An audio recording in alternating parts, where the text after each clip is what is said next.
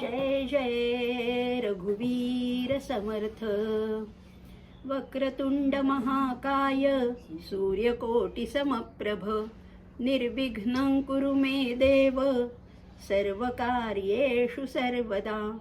अज्ञानतिमिरान्धस्य ज्ञानाञ्जनशलाकया चक्षुरुन्मीलितं येन तस्मै श्रीगुरवे नमः. नमो आदिबोधात्मरूपा परेशा. नमो हंसनारायणा निर्जरेशा. नमो ब्रह्मदेवा वसिष्ठा श्रीरामा. नमो मारुती रामदासाभिरामा. श्रीराम. सह्याद्रिगिरिचा विभाग विलसे मंदार शृंगापरी. नामे सज्जन जो नृपे वसविला श्री उर्वशीचे तिरी. साकेताधिपती कपी भगवती हे देव ज्याचे शिरी. तेथे जागृत रामदास विलसे जो या जना उद्धरी. जय जय रघुवीर समर्थ. नमस्कार श्रोते हो. आज आहे दास नवमी आणि त्यानिमित्त आपण समर्थांनी किती सुंदर उपदेश केलेला आहे. आपलं मानवी जीवन उत्तम रीतीने घडवण्यासाठी जो उपदेश केलेला आहे त्याच्यातला समर्थांचा जो अतिशय प्रिय पुरुष म्हणजे कोणतं उत्तम पुरुष आणि त्याची लक्षणं जाणून घेणार आहोत. अर्थात त्याला सुरुवात करण्यापूर्वी आपण प्रार्थना केली. विघ्नहर्त्या गजाननाला वंदन केलं. कारण आपल्या कुठल्याही कार्यक्रमात कुठल्याही उपक्रमात कोणतंही विघ्न येऊ नये असं आपल्याला वाटतं. म्हणून पहिलं वंदन विघ्नहर्त्या गणेशाला केलेलं आहे.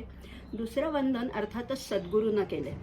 सद्गुरू माझे सद्गुरू समर्थ रामदास स्वामी यांना मी अगदी मनापासून वंदन करत आहे. त्यांचे कृपाशीर्वाद मागत आहे. त्यांच्याच कृपेमुळे त्यांच्याच प्रसादामुळे थोडंफार काही बोलण्याचा प्रयत्न करत आहे. असं दुसरं वंदन सद्गुरूंना केलेलं आहे. तिसरं वंदन समर्थांनाच पण वेगळ्या रूपात केलेलं आहे. त्यांची सगळी गुरु परंपरा सांगितली आहे. नमो ब्रह्मदेवा वसिष्ठा श्रीराम हे सगळे त्यांच्या गुरु परंपरेतलेत. ब्रह्मदेव आहे, वसिष्ठ आहे, श्रीराम आहे. या गुरु परंपरेला वंदन केले. आणि समर्थ काय आहेत तर नमो मारुती दास रामदासाभिरामा. साक्षात मारुतीचे अवतार आहेत. हनुमंतच आहेत. भगवान समर्थ म्हणजे हनुमंताचा साक्षात अवतार आहे. त्यांना वंदन केलंय. वेगळ्या प्रकाराने वंदन केलेलं आहे. आणि चौथं वंदन कुणाला केलेलं आहे तर सह्याद्रिगिरीचा विभाग विलसे मंदार शृंगापरी. नामे सज्जन जो नृपे वसविला. छत्रपती शिवाजी महाराजांनी जो वसवला आहे आणि ज्याचं सज्जनगड हे नाव अतिशय सार्थक कशामुळे ठरलं तर समर्थांच्या वास्तव्यामुळे. वस्तुतः पूर्वी त्याला परळीचा किल्ला म्हणायचे किंवा त्याला अस्वलगड असंही म्हणायचे. आश्वलायन ऋषींनी तिथे तपश्चर्या केली होती म्हणून अस्वलगड असेल किंवा तिथे अस्वलांचा वावर मोठ्या प्रमाणात होता म्हणून अस्वलगड असेल. पण या अस्वलगडाचं नाव नंतर शिवाजी महाराजांनी सज्जनगड ठेवलं. पण ते सार्थ केलं ते समर्थांच्या वास्तव्यामुळे. आजही सज्जनगडावर समर्थांचं वास्तव्य आहे. समर्थांची अनुभूती त्यांची प्रचिती अनेकांना येते. आणि समर्थांनीच सांगून ठेवलेलं आहे की मी आहेच तिथे. मी नाही असं म्हणूच नका. माझी काया आणि वाणी गेली म्हणाल अंतःकरणी परी मी आहे जगज्जीवनी निरंतर. मी आहेच. आणि मला कुठे शोधाल तुम्ही. आत्मा रामदास बोध माझे स्वरूप स्वतः सिद्ध असता न करावा खेद भक्तजनी. नका करू खटपट. नका करू खटपट पहा माझा ग्रंथ नीट. जेणे सायुज्यतेची वाट गवसेल की. इतकं सुंदर समर्थांनी आपल्याला एक खजिना देऊन ठेवलेला, एक ठेवा दिलेला आहे. आणि त्याच खजिन्यातलं त्याच ग्रंथराज दासबोधातला अगदी एक लहानसा पण आपल्या सगळ्यांना मार्गदर्शक ठरणारा समास आज आपण निरूपणासाठी निवडलेला आहे. या सगळ्यांना वंदन करत असताना श्रोते आपल्यालाही मी वंदन करत आहे. कारण श्रोते त्यांना म्हटलेलं आहे समर्थांनी श्रोते आपण जगदीश मूर्ती साक्षात जगदीशाच्या मूर्ती आहात. मला कल्पना आहे श्रोत्यांमध्ये अनेक विद्वान आहेत, अनेक जाणकार आहेत. पण तरी सुद्धा हे उत्तम पुरुष निरूपण आपल्यामध्ये किंचित तरी परिवर्तन करेल असा विश्वास वाटतो. कारण समर्थांचे शब्दच इतके प्रभावी आहेत, इतके वजनदार आहेत. आणि त्यामुळेच त्या समर्थांच्या शब्दाला जे वजन आहे त्याला आपण प्रतिसाद नक्कीच देणार आहोत. आणि हे आज आपण उत्तम पुरुष निरूपण काय आहे हा 12वा दशक आहे आणि ह्या 12व्या दशकामधला हा शेवटचा म्हणजे 10वा समास आहे आणि त्याचं नाव आहे उत्तम पुरुष लक्षण. म्हणजे अशी अनेक समर्थांनी आदर्श लक्षणं सांगितलीत बरं का. म्हणजे निस्पृह लक्षणामध्ये सुद्धा अतिशय उत्तम गुणांचं वर्णन आहे, किंवा महंत लक्षण आहे, किंवा अंतर्देव निरूपणामध्ये सुद्धा अशी अनेक आहेत. पण उत्तम पुरुष निरूपणाचे असे 2 समास समर्थांनी सांगितलेत की उत्तम पुरुष कोणाला म्हणायचं हे समर्थांनी त्या ह्याच्यात सांगितलं. आणि त्याच्यातले काही गुण म्हणजे जसं मी नेहमीच म्हणते की गीतेचं आपण आता गीतेचं विवेचन अनेक वेळा ऐकले. स्थितप्रज्ञाची म्हणा, गुणातीताची म्हणा, कर्मयोग्याची लक्षणं ऐकून नुसती सोडून नाही द्यायची. ती त्याच्यातलं एखादं लहानचं, आपण काही महान लोक नाही आहोत, आपण साधे सामान्य प्रापंचिक आहोत, त्यामुळे आपल्याला फार मोठं काही कार्य करायचं असं नाही. पण रोजचीच कामं आपल्याला उत्तम रीतीने करायची आहेत. रोजच्याच कामामध्ये थोडं थोडं परिवर्तन, थोडी थोडी प्रगती साधत गेलो तर आपल्यालाही फार मोठा पल्ला गाठता येणार आहे. आणि त्या दृष्टीने हा उत्तम पुरुष निरूपण, संध्याताईंनी मला सांगितलं की तुम्ही कशावरही बोला, समर्थ दासनवमीच्या निमित्त तुम्ही कोणत्याही विषयावर बोला. तर कोणत्याही म्हटल्यावर जास्त प्रश्न पडतो, काहीतरी स्पेसिफिक सांगितलं की बोलता येतं, पण कोणत्याही बोला तर माझ्याकडेच मलाच निवड करायला पाहिजे होती. आता नुकतेच माझं भिक्षा निरूपणावर 2 व्याख्यानं झाली म्हणून तोच घ्यावा असं वाटलं. पण म्हटलं कशाला, त्या निमित्ताने आपला अभ्यास होईल. तुमच्या निमित्ताने हा उत्तम पुरुष निरूपणाचा माझा अभ्यास होतोय आणि म्हणून जरासा नवीन विषय आता निवडलेला. नवीन म्हणजे नवीन नाहीच आहे, सगळ्यांना परिचित आहे, बऱ्याच लोकांनी दासबोध वाचलेलाही आहे आणि त्याचंच आपण निरूपण बघणार. हे जग कसं आहे, अनेक प्रकारची माणसं आहेत या जगामध्ये. वेगवेगळ्या रुचीची, वेगवेगळी आवड निवड, स्वभाव हे सगळे वेगळे आहेत. जेव्हा स्वामी विवेकानंदांनी शिकागोमध्ये धर्मपरिषदेमध्ये व्याख्यान केलं होतं तेव्हा सुद्धा त्यांनी हा श्लोक उद्धृत केला होता. रुची नाव वैचित्र्या द्रुज कुटील ना ना पथजुषाम. महिमनातला श्लोक आहे. रुची नाम वैचित्र्यात, या रुचीमध्ये वैचित्र्य आहेच. प्रत्येकामध्ये वेगवेगळे गुण आहेत. सगळी माणसं सारखी नाहीच आहेत आणि म्हणूनच जगण्यात गंमत आहे नाही का. सगळी माणसं वेगळे आहेत, कुणी रुजू आहे, कुणी कुटील आहेत, अशी नाना पथजुषाम. किंवा आपण 14व्या अध्यायात पाहिलं होतं सत्व रज तम अशी कितीतरी माणसं आहेत. अहो एवढंच कशाला, एका घरात सुद्धा 2 मुलं असली तर 2 मुलांच्या आवडी सारख्या नसतात.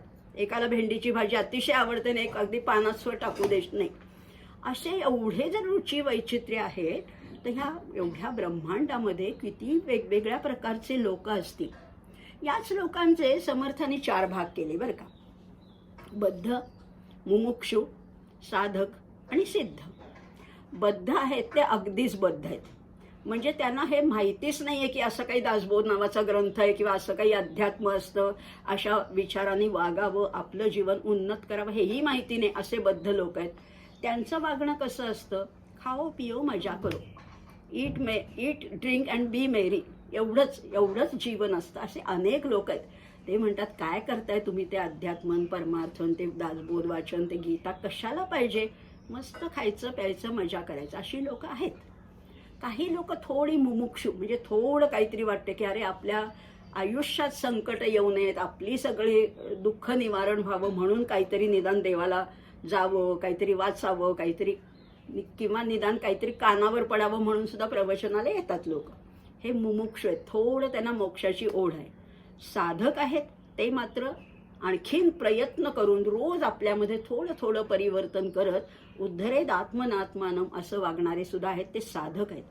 आणि ही सगळी प्रक्रिया पूर्ण होत आली की ते जे ज्या स्थळापर्यंत जाऊन पोचतात, जो अंतिम मुक्काम आहे, ज्याला मी नेहमी म्हणते अल्टिमेट डेस्टिनेशनपर्यंत जे पोचतात, ते आहेत सिद्ध पुरुष. बद्ध, मुमुक्षु, साधक आणि सिद्ध असे 4 प्रकार समर्थांनी सांगितलेत. पण गीतेत सुद्धा आहेत ना. चतुर्विधा भजन्ते माये जना सुकृतीनो अर्जुन. काय आहेत, आर्तो जिज्ञासुरर्थार्थी ज्ञानीच भरतर्षभ. त्याच्यातही भगवंत आपल्याला म्हणतात की ज्ञानी त्वात्मैव मे मतम. म्हणजे सगळेच चांगलेच हो. म्हणजे आता कोणी आर्त जिज्ञासू अर्थार्थी असले तरी मला कोण आवडतो, मला आवडतो तो ज्ञानी. का, तर बाकी सगळे चांगले आहेत. लगेच त्यांनी समजावून घेतलेले, उदारा सर्व एवैते ज्ञानी त्वात्मैव मे मतम. ज्ञानी हे माझं स्वरूप आहे. कारण माझं स्वरूप आहे म्हणजे काय आहे तर ज्ञानी पुरुष आणि मी वेगळा नाही. आता इथे ज्ञानी म्हणजे PhD वगैरे झालेला नाही. इथे ज्ञान म्हणजे फक्त आत्मज्ञान आहे. ज्ञानी पुरुष हे माझंच रूप आहे, कारण मी आणि तो ह्याच्यामध्ये द्वैतच उरलेलं नाही, तो माझ्यामध्ये मिळून गेलेला आहे. तुकाराम महाराज जसं म्हणतात, देव पहायासी गेलो देव होऊन या ठेलो, अशी अवस्था त्या ज्ञानीची आहे. म्हणून तो वेगळा माझ्यापेक्षा नाहीच आहे आणि म्हणून तो मला अतिशय आवडतो. इतकं जर का त्यांच्यामध्ये अभेद असेल तर ह्या ज्ञानी पुरुष कोण आहे? तर हा ज्ञानी पुरुष ज्याला समर्थांनी इथे उत्तम पुरुष म्हटलेला आहे. हा उत्तम पुरुष कसा असतो हेच आपण बघणार आहोत. त्यामुळे फारच थोडी माणसं आहेत बरं का, पण उत्तम अशी माणसं फार आढळत नाही. म्हणजे बघा ना, सगळीकडे कावळ्यांचा कलकलाट ऐकू येतो, पण कोकिळेचं फारच कमी ऐकू येतं. बाभळीची झाडं सगळीकडे असतात, पण चंदनाचे वृक्ष फारच थोडे आढळतात. तशी सर्वसामान्य प्रापंचिक माणसं पुष्कळ असतात, पण उत्तम किंवा त्याच्यातला ज्ञानी पुरुष हे फार थोडे असतात. अगदी हाताच्या बोटावर मोजण्या इतकेच म्हणायला पाहिजे. किंवा आपली गीता सांगते की मनुष्याणाम सहस्रेषु कश्चिद यतति सिद्धये यततामपि सिद्धानाम कश्चिन मां वेत्ति तत्वतः. हजारो माणसं आहेत, हजारो कशाला अब्जावधी माणसं आहेत जगामध्ये. त्याच्यातली फारच थोडी प्रयत्न करतात. प्रयत्न करणारे फारच थोडे मला तत्वतः जाणतात, यथार्थपणाने जाणतात, असं जे वर्णन केलेलं आहे तोच हा उत्तम पुरुष आहे. पण उत्तम पुरुष काय करतो? खरा उत्तम पुरुष समर्थांच्या मते उत्तम पुरुष बरं का. आता ज्ञानी माणसांचे सुद्धा अनेक प्रकार आहेत. ज्ञानी जरी झाला तरी काही ज्ञानी लोक आपल्याला ज्ञान झालं, आपल्याला साक्षात्कार झाला, आपल्याला भरून पावलं आणि ते कुठेतरी हिमालयात म्हणा, कुठे डोंगरावर, कुठे गुहेमध्ये तपश्चर्या करण्यासाठी जातात. पण दुसऱ्या प्रकारचे जे ज्ञानी लोक आहेत ना, ते काय करतात तर ते इतर लोक जे बुडतायत त्यांना बुडू देऊ नये, त्यामुळे म्हणजे त्यांना न बुडू देण्यासाठी ते प्रयत्न करतात, त्यांचं उद्बोधन करतात, त्यांचं प्रबोधन करतात, असंही म्हटलेलं आहे. एकूण काय, अज्ञानी माणसं भरपूर आहेत, पण ज्ञानी माणसं फारच थोडी आहेत. एकदा स्वतः ब्रह्मज्ञानी झाल्यावर कृतकृत्य होऊन ज्ञानी पुरुषाला खरं म्हटलं तर करण्यासारखं काहीच उरत नाही.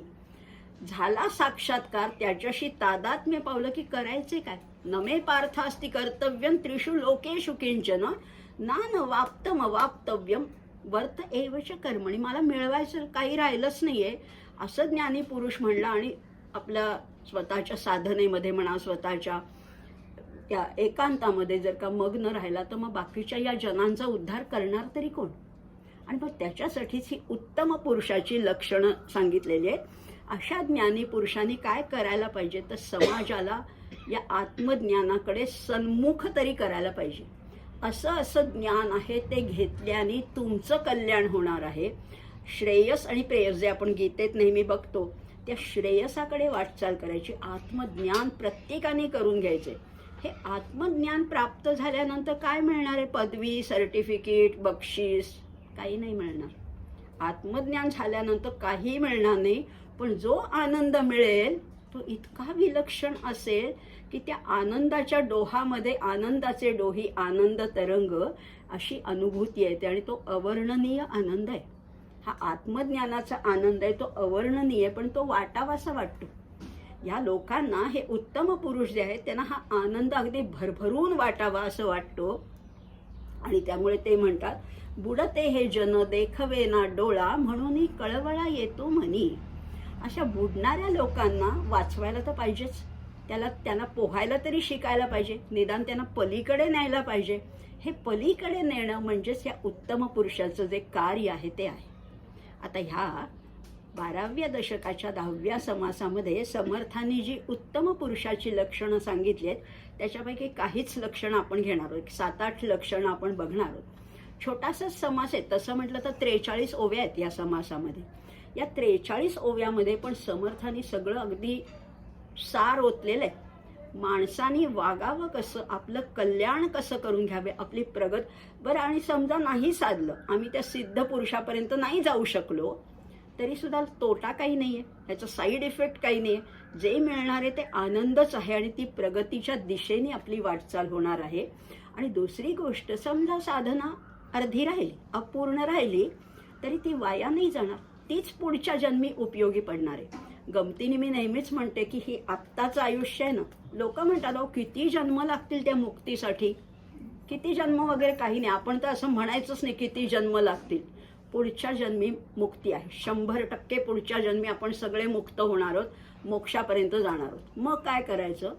आत्ता उशिरा जागे झालेत, आता आम्ही 50-60 नंतर आत्ता तर कुठे जागे झालेत, पण असू देत.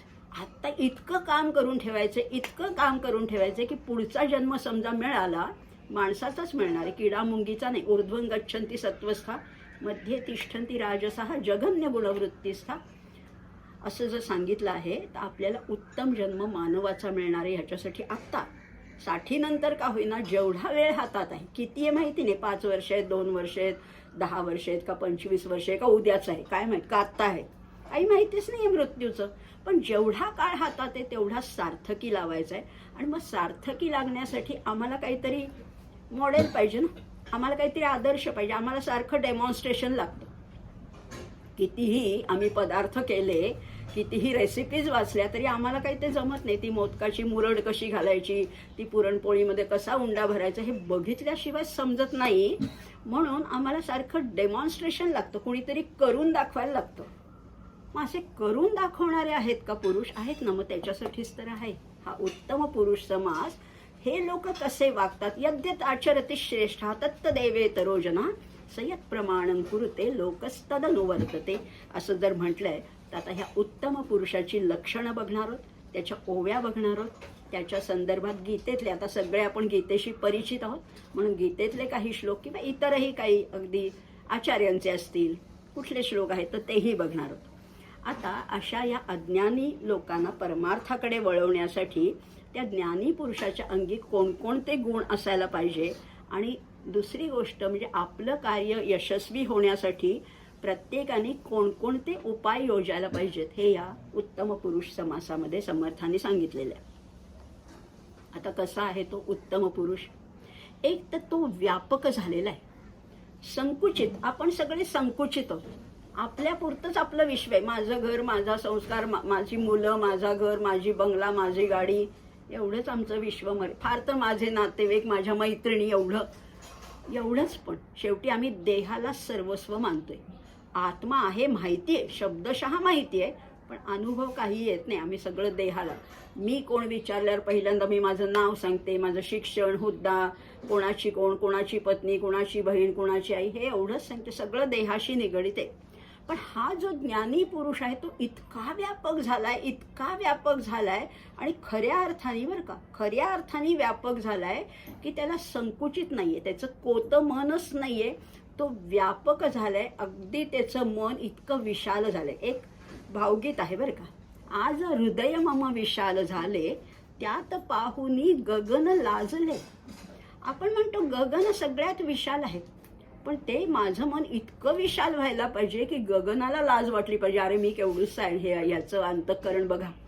असं विशाल होत होत तो इतका व्यापक होतो की त्याची अशी अवस्था होते, अयम निजहा परो वेती गणना लघुचेतसा उदारचरितानांतु वसुधैव कुटुंबकम.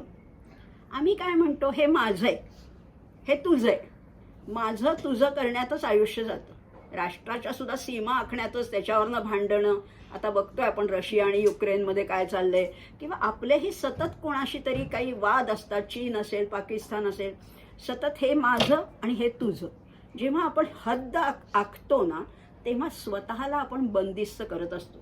हा 800 स्क्वेअर फीटचा फ्लॅट म्हणजे मी, असं मी मानायला लागते, तेव्हा या त्रिभुवनाला मी मुकते. खरं हे त्रिभुवनच माझं घर आहे, पण मी म्हणते छे हा एवढा फ्लॅट म्हणजे माझा. पण ही लोक असतात ती अतिशय व्यापक असतात, अतिशय व्यापक होतात, आणि मग अशा आत्मस्वरूपाच्या अनुभवामुळे त्यांची देहबुद्धी तर पूर्ण नाहीशी होतेच, आणि तो स्वार्थरहित होतो बरं का. आता स्वार्थ उरतच नाही. स्वार्थ केव्हा आहे की यांनी सगळ्यांनी ते काय यांना पेढा मिळाला आणि मला मिळाला नाही, लगेच अशी धुसफूस व्हायला लागते की या सगळ्यांना मला विचारलंच नाही कोणी. स्वार्थ, कारण देहापुरता स्वार्थ आहे. जेव्हा देहाची सीमा रेषाच राहणार नाही तेव्हा कुठला स्वार्थ? आत्म्याला बंधनं नाही आहेत. आत्मा, तुझा आत्मा, माझा आत्मा, हिचा तिचा सगळ्यांचा सारखाच आहे. म्हणजे जेव्हा आत्मस्वरूप एकमेकामध्ये मिसळून राहतो तेव्हा सीमा राहत नाही, भेद राहत नाही, संकुचितपणा राहत नाही. हा इतका व्यापक होऊन जातो आणि इतका व्यापक झाल्यावर स्वार्थरहित होतो. समर्थ याच्यावर काय म्हणतात हे तर आता आपण गद्यात बोललो. समर्थ काय म्हणतात? समर्थ म्हणतात, तैसे ज्ञाने तृप्त व्हावे, तेची ज्ञान जगासी सांगावे, तरतेन बुडोने दावे बुडत यासी. ज्याला स्विमिंग येतंय, ज्याला पोहता येतंय, त्याच्या समोर जर का एखादा बुडतोय तर ह्यानी शांत राहून चालेल का? त्यांनी त्याला बुडू देऊ नये. समर्थ तर म्हणतात, आपण यथेष्ट जेवणे, उरले अन्न ते वाटणे, परंतु वाया दळवडणे हा धर्म नाही.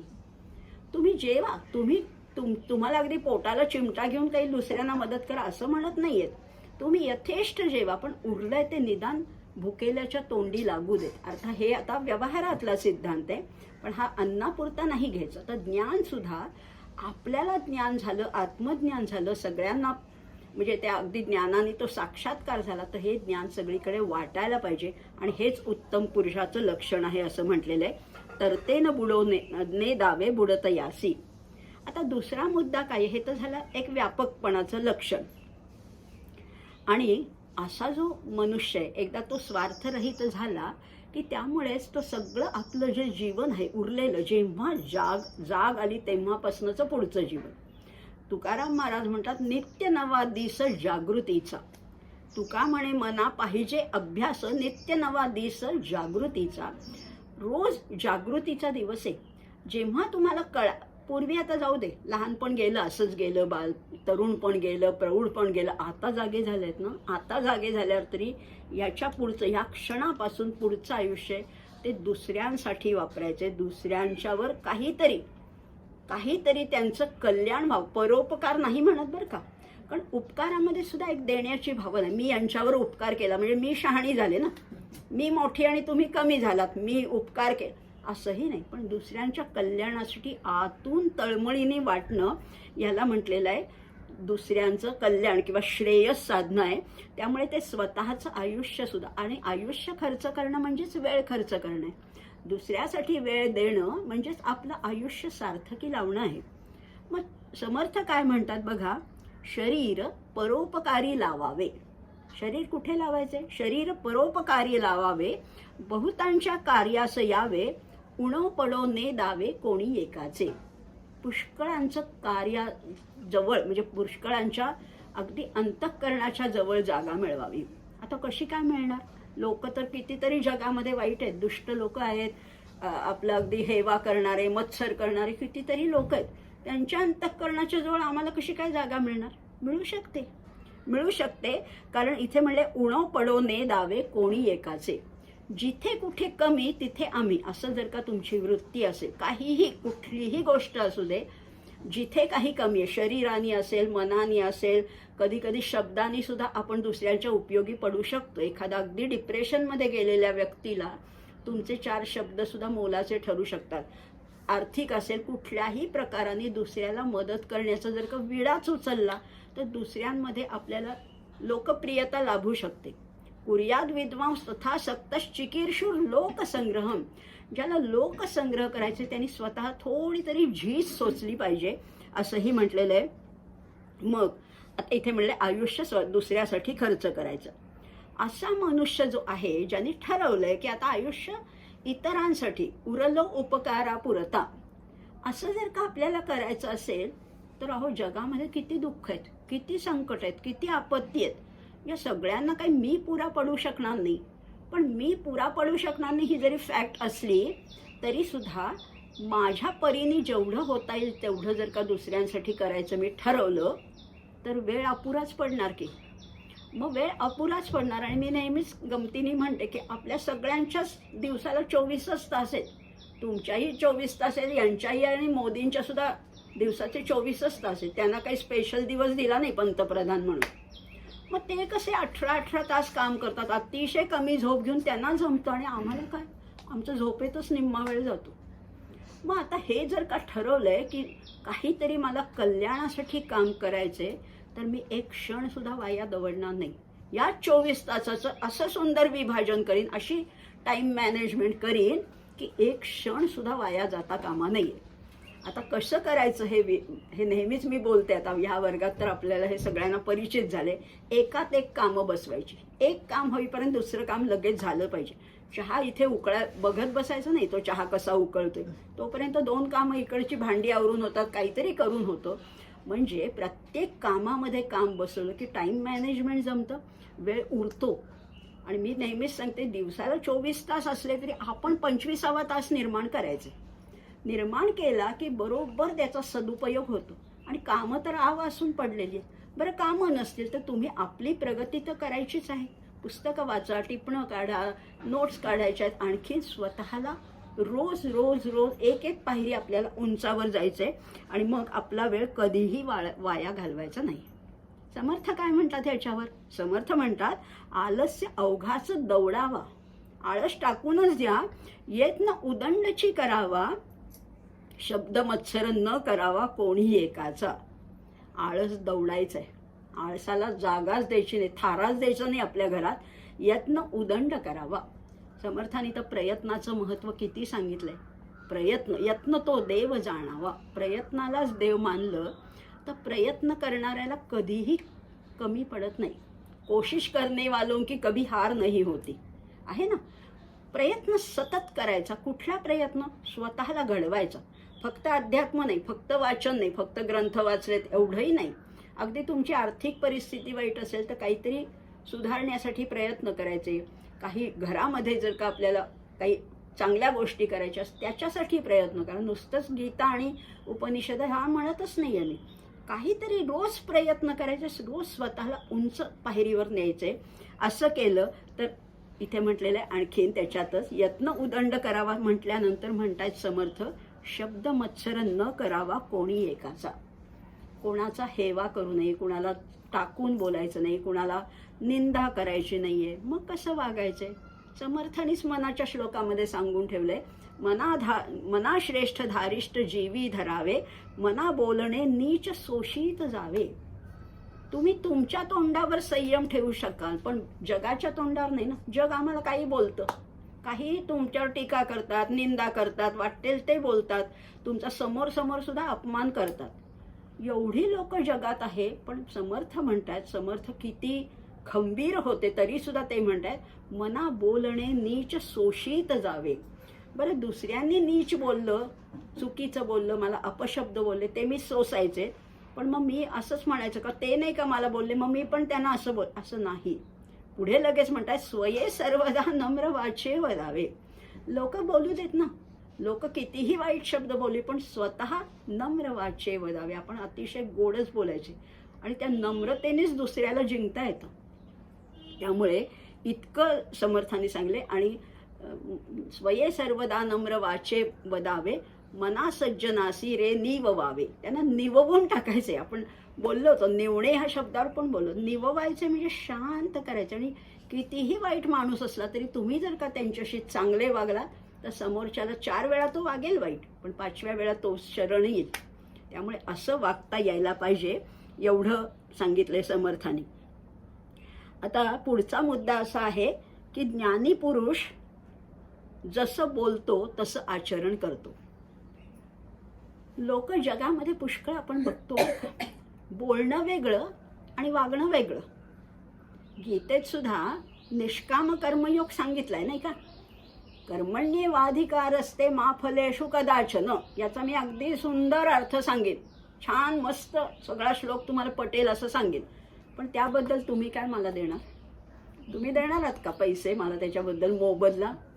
मग समजा अशी लोक वागत असतील की गीतेचा अर्थ सांगण्यामध्ये खूप सुंदर वक्तृत्व आहे, खूप छान उदाहरण आहेत, पण त्याच्या बदल्यात मला काय देणार? मग काय उपयोग? कर्मणी एव अधिकारः ते मा फलेषु कदाचन. फळावर अधिकार सांगायचा नाही, हे बोलण्यात नाही तर ते वागण्यात दिसलं पाहिजे, तत्वतः ते आचरणात दिसलं पाहिजे. आणि आपण नेहमीच बोलतो, यथा चित्तम तथा वाचा, यथा वाचस तथा क्रिया, चित्ते वाची क्रिया यांचं साधूनाम एक रूपता. जे मनात आहे, जे विचारात आहे तेच उच्चारात, जे उच्चारात आहे तेच आचारात असलं पाहिजे. तरच अशांचीच बोलणी लोकांपर्यंत पोचतात, त्यांच्या मनाला पटतात. नाही तर नुसतंच ते शब्द हे काय म्हणतात असे वाऱ्यासारखे येतात आणि जातात, तसं करून चालणार नाही. त्यामुळे ज्ञानी पुरुष जसा बोलतो तसाच वागतो. समर्थ म्हणतात, बोलण्यासारखे चालणे स्वये करून बोलणे, तयांची वचने प्रमाणे मानती जनी. बोलण्यासारखे चालणे, जसं बोलायचं तसं चालायचं, पण त्या चालण्यापूर्वी आधी स्वये करून बोलणे, आधी करायचं मग बोलायचं. आधी केले मग सांगितले, बोलायचं मग नंतर बघू मी करीन पुढच्या वर्षी, पण तुम्ही आत्ता करा बरं का, असं नाही चालणार. आधी तुम्ही करा मग लोकाला सांगा. आधी केले मग सांगितले असं आहे. त्यामुळे हे जमलं तर मग लोकांचाही विश्वास बसतो. म्हणजे मी शंकराचार्य सांगताना नेहमीच म्हणते की एवढासा लहानसा मुलगा, 12-14 वर्षाचा मुलगा आणि मोठाले त्यांचे शिष्य, त्यांनी का ऐकावं ह्या मुलाचं? जोपर्यंत त्यांचं नाव नव्हतं, हा एक साधासा बटू चाललाय आपल्या भारत भ्रमणाला, त्यांचं का ऐकावं? कारण हेच आहे, त्यांच्या वागण्या बोलण्यामध्ये ताळमेळ होता. वागणं वेगळं बोलणं वेगळं असं काहीही नव्हतं. ह्या गोष्टीला निश्चितच महत्त्व आहे. जो तुम्ही जसे बोलाल तसे चालाल तरच तुमच्या शब्दाला किंमत राहते, वजन राहतं. किंवा समर्थ पुढे तर म्हणतात, फार वाईट शब्दात सुद्धा बोलतात बरं का समर्थ, असे फटकारतात कधी कधी आपल्याला. क्रियेविण शब्द ज्ञान त्याची श्वानाचे वमन. कुत्र्याची ओकारी उलटी केल्यासारखं हे आहे. क्रियेविण जे शब्दज्ञान आहे ना, क्रिया काही नाही पण बोलणं पुष्कळ आहे, हे जे आहे ते श्वानाचे वमन. भले तेथे अवलोकन कदापि न करती. चांगला माणूस तिथे उभा सुद्धा राहणार नाही. त्या कुत्र्याची उलटी बघायला चांगला सज्जन माणूस तिथे राहणार पण नाही. असं हे क्रियेविण शब्दज्ञान आहे, असं समर्थांनी या उत्तम पुरुषामध्ये सांगितलंय. बघा, आता तो ज्ञानी पुरुष जसं बोलतो तसं वागतो, तसंच सगळे आचार उचार विचार सगळं तसंच आहे. मग आता हे सगळं करत असताना सहजच आपल्या डोळ्यासमोर त्याची मूर्ती तयार होते. तो कसा असेल? असा उग्र संतापी केस फिसकटलेला असा असेल का? नाही. त्याची वृत्ती कशी असेल? शांत आहे, क्षमाशील आहे. क्षमा हा त्याचा धर्मच असतो. असा जो आहे ना क्षमाशील, त्याचं कसं, त्याचं काय सांगितलंय बघूया. जो उत्तम गुणे शोभला, जो उत्तम गुणे शोभला तोची महापुरुष भला, कित्येक लोक तयाला शोधित फिरती. हा जो उत्तम गुणानी आहे त्यांनी स्वतःचं ज्ञान काही पाजळायची खरं तर गरजच नाहीये. लोकच त्याला शोधत त्याच्याकडे येतात. लोक त्याला शोधत येतात. किंवा अजून पुढे म्हटलेलं आहे, मनापासून भक्ती करणे. हा जो ज्ञानी पुरुष आहे त्याची भक्ती सुद्धा दिखाव्याची नसते. मोठा मांडव घातलाय, एवढाली तोरणं बांधली आहेत, एवढाले हार, एवढं गाव जेवण, असलं काही नाही. मनापासून भक्ती करणे, उत्तम गुण अगत्य घेणे, तया महापुरुषा कारणे धुंडीत येती. लोकच त्याला शोधत येतात. असा जो महापुरुष असतो त्याला लोक आपोआप शोधत येतात. कारण गुण, ज्याच्याकडे गुण आहेत ना त्याला वेगळी जाहिरात करावी लागत नाही ना. इथे आता प्रवचन आहे यावर का, असं मोठी काही जाहिरात करायची गरजच नाही. मोठाले खरे, आता माऊलींच्या ज्ञानेश्वरीच्या वेळेस तो सगळा नेवाशाचा तो मंडप भरून गेला होता. कोणाला जाहिरात करायची गरज नव्हती, फ्लेक्स लावायची गरज नव्हती. आलेच ना लोक, येतातच आहो. चांगल्या विचारांसाठी लोक धावून धावून येतात. किंवा संस्कृतमधलं सुभाषित आपल्याला परिचित आहे नाही का, गुणाः कुर्वन्ति दूतत्वम दूरेपि वसतां सतां केतकी गंधमाघ्रातुम स्वयमायांती षटपदाः. गुणच त्याचं दूताचं काम करतात. निरोप पाठवायला मेसेंजर कोणी लागत नाही त्यांना. गुण हेच दूताचं, मेसेंजरचं, निरोप्याचं काम करतात. दूरेपि वसतां सतां. हे खरे साधू सज्जन जे आहेत ते कुठेतरी हिमालयात डोंगर, आता मी नर्मदा परिक्रमा करून आले, इतक्या संतांचे आश्रम आहेत, इतके मठ आहेत की आपल्याला माहिती पण नाही. त्यांची नावं गावं, त्यांचं कार्य काही माहिती नाही. पण असे लोक आहेत. पण त्यांना शोधत असे त्यांचे भक्त जातात ना. कुठे आहेत? कितीतरी असे 100 वर्षाच्या पुढचे अनेक साधूंचे आश्रम आता आम्हाला बघायला मिळाले या नर्मदा परिक्रमात. हे लोक त्यांना शोधत जातात कारण त्यांचं कार्यच एवढं आहे, त्यांची उपासना, त्यांची साधनाच एवढी आहे. दूरेपि वसतां सतां. आणि त्याला एक उदाहरण दिलं, केतकी गंधमाघ्रातुम स्वयमायांती षटपदाः. केवड्याचं बन फुललंय हे सांगायला जाहिरात नाही करावी लागत. वर्तमानपत्रात जाहिरात नको, फ्लेक्स नको, बोर्ड्स नको, काही नको.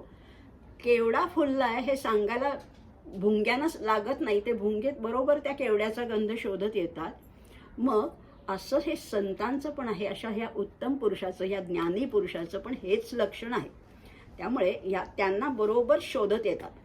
त्या समर्थाने असं म्हटलेलं आहे, हा असावा असे वाटते. त्यामुळे प्रत्येकाला हा आपल्या जवळचा असावा असं वाटतं. ह्या उत्तम पुरुषाच्या बाबतीत असं म्हटलेलं आहे, त्याला शोधत येतात. पुढचं लक्षण आहे त्याचं बोलणं कसं असतं. तर बोलणं अर्थातच मधुर आहे, मृदू आहे, वागणं नम्र आहे. या उत्तम पुरुषाचं तो कधी उद्धटपणाने बोलत नाही, कधी हार्श बोलत नाही, कधी कठोर बोलत नाही. हे तर माहितीच आहे आपल्याला. माहिती आहे माऊलीने तर काय सांगितलेलं आहे, मितुले आणि रसाळ. कसे शब्द कसे असावेत, तर साच आणि मवाळ. खरं पण असायला पाहिजे आणि मवाळ म्हणजे मऊ पाहिजे. त्याच्यामध्ये कुणाला दुखवण्याचा किंचितही चरासुद्धा उठला नाही पाहिजे. साच आणि मवाळ, मितुले आणि रसाळ, शब्द जैसे कल्लोळ अमृताचे. असे शब्द, असा बोलणारा हा उत्तम पुरुष आहे. आणि म्हणून त्याचं म्हटलेलं आहे, लोक जरी कितीही वाईट बोलली तरी तो अरेला कार्य कधीच करत नाही. हा जो उत्तम पुरुष आहे तो अरेला कधीच कार्य करत नाही. समर्थ म्हणतात, उदंड धिक्कारोनी बोलती. जगामध्ये टीका करणारे पुष्कळ आहेत. त्यामुळे हाथी चले बाजार में, कुत्ते भोंगते है हजार में, असं म्हटलेलं आहे. उदंड धिक्कारोनी बोलती तरी चलो ने दावी शांती. त्याची शांती कधी चळत नाही. दुर्जनास मिळवणी जाती धन्य ते साधू. दुर्जनाला मिळून जातात म्हणजे दुर्जनाच्या पार्टीत जात नाही असं नाही, त्यांना सुद्धा सामावून घेतात आपल्यामध्ये. लोक कितीही वाईट बोलले तरी हे कधीही वाईट बोलत नाही, अरेला कार्य करत नाही. नेहमी वचन कसं असतं तर मृदू आहे, मवाळ आहे, खरं आहे. आपल्याला तर सगळ्यांनाच माहिती आहे, अनुद्वेगकरं वाक्यम सत्यम प्रिय हितैंचयत स्वाध्यायाभ्यसनैंचैव वाङ्मयंत पौच्यते. हे तर गीतेत सांगितलंय. पण समर्थ म्हणतात, न बोले मना राघवे वीण काही, जनी वाऊगे बोलता सुख नाही. घडीने घडी काळ आयुष्य नेतो, देहांती तुला कोण सोडू पाहतो. कसं बोलायचंय, न बोले मना राघवे वीण काही. आणि मग सगळ्यात जर का राघव असेल तर त्या शिव्यांना, अपशब्दांना तुम्ही राघव नाही जोडणार ना. म्हणजे तुमचं बोलणं जर का राघवानी युक्त असेल, नामानी पवित्र असेल, तर त्याच्यात अपशब्द येणारच नाहीत, कठोर बोलणं येणारच नाहीये. किंवा आमचे आचार्य तर म्हणतात, एक शब्द सुद्धा वायफळ बोलू नका. न तू वृथा वाक्यम समुच्चार्यताम. वायफळ बोलू नका, कठोर बोलू नका. दुसऱ्याला आपलंसं करता येईल असं बोलता यायला पाहिजे असं म्हटलेलं आहे. पुढचा आता मुद्दा काय आहे, बोलणं तर मधुर आणि वागणं तर नम्र असायला पाहिजे. आता वागणं नम्र म्हणजे काय म्हटलेलं आहे. वागणं नम्र, बोलणं झालं. एक वेळ बोलणं दिखाऊपणाचं करता येतं, गोड गोड अगदी गुडी गुडी बोलायचं सगळ्यांशी, वा वा तुम्ही किती छान, मी किती छान, एकमेकांचं नुसतं कौतुक करत. पण वागणंही त्याला नम्र पाहिजे. वागणं नम्र केव्हा होईल त्याला सुद्धा एक समर्थाने फार सुंदर सांगून ठेवले. समर्थ म्हणतात की अहो, पेरिले ते उगवते, पेरिले ते उगवते, बोलण्यासारखे उत्तर येते, तरी मग कर्कश बोलावे ते काय निमित्त. पेरिले ते उगवते. तुम्ही कारल्याचं बी लावणार आणि आंब्याची वाट बघणार, जमेल का? नाही. कारलं लावलं तर कारलंच मिळणार आहे, आंब्याची कोय लावली तर आंबेच मिळणार आहे. मग जे पेरलंय तेच उगवणार. हे इतकं ऑब्व्हियस आहे, इतकं स्पष्ट आहे. तर मग जसं तुम्ही बोलाल तसंच उत्तर. तुम्ही अरे म्हणाल तर समोरचा का रे म्हणेल, तुम्ही आहो म्हणालात तर तो का हो म्हणेल, तुम्ही गोड बोलला तर तो त्याही पेक्षा गोड बोलेल. मग पेरायचंच उत्तम आहे. आपल्याला सुरुवातच आपल्याकडनं जर का व्हायला पाहिजे असेल तर उत्तम करायचंय. मग कर्कश बोलावे ते काय निमित्त. कशासाठी कर्कश बोलायचं, कशासाठी दुसऱ्यांचं मन दुखवायचं, कशासाठी अपशब्द उच्चारायचे, हे तर नाहीच योग्य असं समर्थाने सांगितलेलं आहे. असे मधल्या आदल्या ओव्या मी घेतल्यात बरं का ह्या समासातल्या. कारण आपल्या त्या मुद्द्याला धरून ज्या ज्या ओव्या आहेत, आता अर्थात 43 ओव्या त्या सगळ्या नक्कीच नाही घेतल्या, पण एक तरी 20 निम्म्या तरी नक्कीच घेतलेल्या आहेत. आता हे तर झालं सामान्यांचं. आपण सुद्धा बोललं चांगलं पाहिजे, जसं वागणं आहे तसं, हे सगळं सामान्यच आहे. पण हा कोण आहे, हा उत्तम पुरुष आहे, हा असामान्य आहे, हा लोकविलक्षण आहे. मग ह्याला आणखीन काहीतरी ॲडिशनल क्वालिटी पाहिजे का नाही. ॲडिशनल क्वालिटी काय पाहिजे त्याच्यामध्ये, तर आता बघा, प्रबोधन शक्तीच्या जोरावर बहुतांचे मनोगत तो हाती घेतो. त्याच्याकडे शक्ती आहे ना, त्याच्याकडे एक स्पेशल क्वालिटी आहे, ॲडिशनल काहीतरी क्वालिटी आहे. अशा ह्याच्यावर तो लोकांचं मनोगत हाती घेतो. म्हणजे काय करतो नेमका, तर म्हटलेलं आहे, तो कसा वागतो. उत्तम पदार्थ दुसऱ्यास द्यावा, शब्द निवडून बोलावा, सावधपणे करीत जावा संसार आपुला. शब्द निवडून बोलायचे. पहिली गोष्ट सगळ्यात महत्वाची आहे की उत्तम पदार्थ दुसऱ्यासी द्यावा. आपल्याकडे काही आहेत, अगदी फळं आणली आहेत, मिठाई आहे, काहीही गोष्ट असू दे, आपल्याला जेव्हा आपल्याकडे जे बेस्ट असतं ते नेहमी दुसऱ्याला द्यावं. पण प्रापंचिक माणसं असं करत नाही, चांगलं आधी आपल्याला काढून ठेवतात आणि उरलेलं माल दुसरीकडे खपवतात. तसं नाही. पण आपणही वागतो बरं का, आपण काही इतके काही गये गुजरे नाही हो, आपणही योग्यच वागतो. बघा ना, तुम्ही सगळ्या गृहिणी आहात, आपण काय करतो, म्हणजे मी काय आणि तुम्ही काय, सगळेच आपण असं करतो. समजा वड्या केल्या तर काय करतो, मधल्या चौकोनी वड्या आहेत त्या चांगल्या वेगळ्या डब्यात भरतो. आपल्या कुणाला व्याह्यांना, विहिणींना, कुणाला पाहुण्यांना, मैत्रिणीला असेल, त्या चांगल्या वड्या आपण दुसऱ्याला देतो आणि कडेचं जे तुकडे तुकडे आहेत, चुरा आहे, तो आपल्याला ठेवतो की नाही. मग हे सज्जनाचंच लक्षण आहे, सज्जनाचंच लक्षण आहे. म्हणजे माझी सून सुद्धा म्हणली, तिला म्हटलं की अगं ह्या वड्या केल्यात तर ह्या डब्यात भर आणि त्या दुसऱ्या डब्यात भर. ती म्हणली माझी आई सुद्धा असंच करते. म्हणजे बरोबर आहे, तुझी आई पण त्या उत्तम पुरुषामधलीच आहे, त्यामुळे बरोबर. आणि होतच असं. आपल्याला ही म्हणजे जे सात्विक मनोवृत्तीचे त्यांना ही सवयच आहे की आपल्या समजा पेरू आणले तर उत्तम पेरू आपण आपल्याकडे आलेल्या पाहुण्यालाच देतो. असं नाही करत की सगळं मला पाहिजे, असं नाहीच. आपल्या पोळीवर तूप ओढून घेण्याची वृत्ती असणारी लोक वेगळी आहेत, त्यांच्यासाठी नाही सांगितलंय. पण आपल्याला आता वरती आणखीन प्रगती करायची आणि म्हणून हे सांगितलंय, उत्तम पदार्थ दुसऱ्यास द्यावा, शब्द निवडून बोलावा.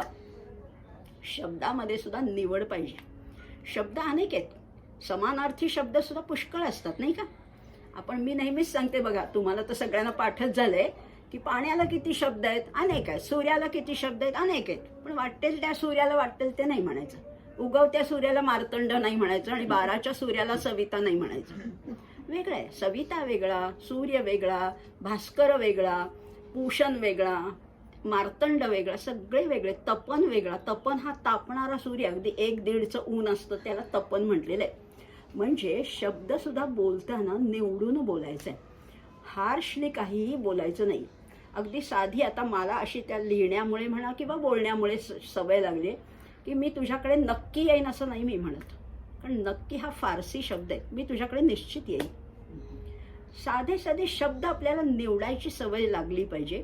मराठी बोलताना सुद्धा उत्तम शब्द बोलण्याची, आणि जेवढे तुम्ही किंवा एका लेखामध्ये वाचलं किंवा व्हॉट्सॲपवरचा असेल, अमिताभ बच्चन KBC मध्ये कसे बोलतात, निवडून शब्द, अद्भुत. हा शब्द त्यांच्या तोंडून ऐकायला किती वेगळा वाटतो.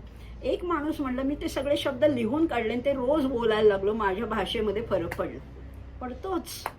चांगले शब्द आपण लिहूया, सहानुभूती, संवेदना शब्द लिहूया आणि तसे बोलण्याचा प्रयत्न करूया. म्हणजे मग आपल्या, किंवा अगदी साधी गोष्ट आहे की फिरणे. आत्ताच आपण निवणे शब्द पाहिला, पण आपण निवणे कुठे वापरतो हल्ली.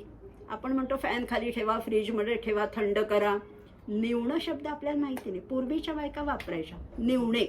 आज्या म्हणायची की बाळ नाही, आता ह्या भात आहे तो गरम, ऊन भात, पूर्वीचा ऊन भात जरा निवू देत. किंवा बाळ निजलाय, आता आपण निजला शब्द सुद्धा वापरत नाही, बाळ झोपलाय म्हणतो आपण. निजणं वेगळं, झोपणं वेगळं, धावणं वेगळं, पळणं. शब्द निवडायची सवय लागली ना, आपण देवाचा धावा करतो, पळा नाही करत. पळणे हा वाईट गोष्टी, म्हणजे चुकीच्या चोरापासनं पळतो आपण, भीतीपासनं पळतो, पण देवाकडे धावतो. फरक आहे. धावणं, पळणं, निवणं, थंड होणं, निजणं, झोपणं, सगळ्या टू हिअर अँड टू लिसन फरक आहे की नाही. ऐकणे आणि परिसण्याच्या, त्यामुळे शब्द निवडून बोलावा. प्रत्येक शब्द थोडा विचार करा, क्षणभर थांबा, घाईघाईने रिॲक्ट व्हायचंच नाहीये. थोडा विचार करून जर का बोललो तर आपल्याला सुद्धा शब्द निवडून बोलावा. सावधपणे करीत जावा संसार आपुला. संसारामध्ये सुद्धा साधाच संसार आहे आमचा, काही फार वेगळा अगदी विलक्षण नाही आहे, पण संसार करताना प्रत्येक गोष्ट, कारण कधी कुठली क्रिया, रोज आपण दूध तापवतो, रोज गॅस पेटवतो, पण कधी स्फोट होईल माहिती नाही, कधी होऊ शकतो. रोजच्याच क्रिया आहेत पण कधी कधी अंगावर. त्यामुळे सावधपणाने करीत जावा संसार. आता इथे संसार समर्थाने एवढ्या संकुचित अर्थाने वापरला नाहीये बरं का. हा संसार म्हणजे तो वेगळा संसार आहे, पण आपण आपल्यापुरता तो छोटा करून घेऊया. आता हे सगळं करत असताना जो बहुतांचे मनोगत हाती घेतो आणि त्यांना धीर देऊन त्यांना स्वतःच्या म्हणजे समाधान देतो आणि स्वतःच्या जवळ त्यांच्या निष्ठा स्वतःकडे वळवतो, असा कोण आहे? असा जो आहे तोही उत्तम पुरुष आहे.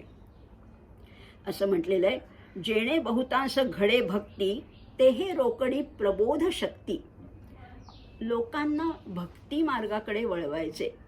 म्हणजे खरं म्हटलं ना तर लोकांना आळस म्हणजे समर्थांच्या काळची जर का परिस्थिती लक्षात घेतली तर परकीयांच्या खूप स्वाऱ्या होत होत्या. यवनांचं राज्य म्हणजे यवनांची आक्रमणं होत होती. ब्राह्मण आपल्या कर्तव्यापासून चेवले होते, म्हणजे च्युत झालेले होते. कोणी काही स्नान संध्या सुद्धा करत नव्हते. असा सगळा आळशी समाज झालेला होता. अशा आळशी समाजाला पुन्हा निदान त्या भक्तीकडे वळवावं, त्या तरुणांना युवकांना बलोपासना शिकवावी, ह्याच्यासाठी समर्थांनी केवढी हनुमंताची मंदिरं उभारली, केवढ्या लोकांना ह्या भक्ती मार्गाकडे वळवलंय. आणि म्हणूनच इथे ते म्हणतात, जेणे बहुतांश घडे भक्ती तेहे रोकडी प्रबोध शक्ती. बहुतांचे मनोगत हाती घेतले पाहिजे. बहुतांचे, प्रत्येकाच्या मनासारखं काही आपण करू शकत नाही, पण कधी कधी त्या बोलण्यामुळे ते वक्तृत्व असं असायला पाहिजे की रसाळ वर्णन असायला पाहिजे, समयोचित दाखले देऊन तो लोकांची जर का मनं जिंकत असेल असा वक्ता. असं म्हटलेलं आहे, शतेषु जायते शूरः सहस्रेषु च पंडितः वक्ता दशसहस्रेषु दाता भवति वानवा. मग असा वक्ता म्हणजे काही टाळ्याची वाक्य मिळवणारा वक्ता नाही बरं का. सगळ्यांनी टाळ्या वाजवा, अलंकारिक भाषण आहे, काय मोठं वक्तृत्व आहे, काय आवाज आहे, काय स्मरण, असलं नाही. मुख्य लोकांची मनं जिंकायला पाहिजे, त्यांना ह्या भक्ती मार्गाकडे वळवायला पाहिजे. समर्थ तर म्हणतात त्या सद्गुरूंनी काहीतरी शिष्याकडनं साधन करून घेतलंच पाहिजे, नाहीतर असे अडक्याचे 3 गुरु मिळाले तरी करू नये, असं समर्थांनी सांगितलंय. त्यामुळे त्यांचं प्रबोधन करायला पाहिजे, मन जिंकवून घ्यायला पाहिजे. असा जो आहे त्याला उत्तम पुरुष म्हणतायत समर्थ. आता शेवटाकडे येताना समर्थ काय म्हणतात बघा. समर्थ म्हणतात, हे सगळं करत असताना काय एक जाणीव, एक सतत मनामध्ये एक विचार बॅक ऑफ द माइंड पाहिजे. काय?